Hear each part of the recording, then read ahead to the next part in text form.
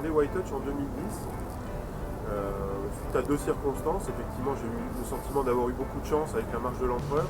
Et j'avais envie de m'engager davantage dans mes convictions, dans l'envie de faire avancer la grande cause et les grandes causes de la conservation de la nature, mais également parce que j'avais été extrêmement sollicité par les scientifiques qui me disaient on aime bien votre façon de faire passer nos messages qui mélange à la fois la rigueur scientifique mais aussi l'émotion.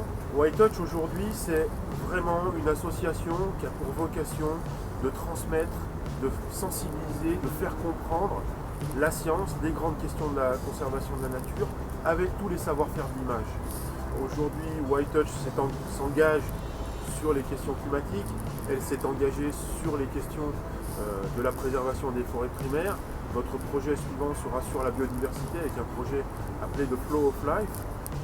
La rencontre avec Claude Lorius, pour moi, a vraiment été un déclencheur majeur de l'envie de m'investir sur ces questions climatiques.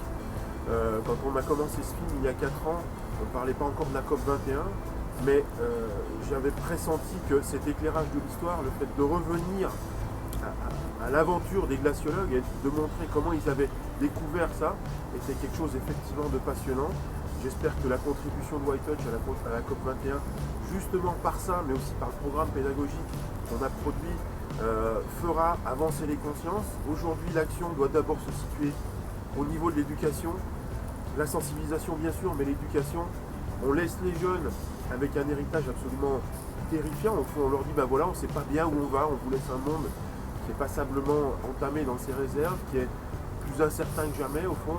Et je crois qu'aujourd'hui, leur donner les outils pour comprendre, donner les outils aux professeurs pour qu'ils puissent renforcer leur force pédagogique, c'est quelque chose d'essentiel. Je crois aussi que chacun, dans son champ de compétences, avec ses propres talents, avec son propre réseau, peut faire bouger les choses. Je crois que peut-être qu'avant tout, il faut donner envie. Alors, on est dans un monde qui est très inquiétant, au fond, qui est peut-être un peu déprimant.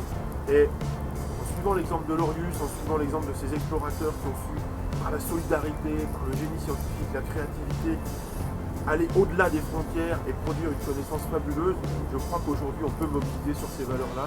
En tout cas, c'est mon espoir et c'est l'espoir de tous les gens qui travaillent avec moi chez White Touch.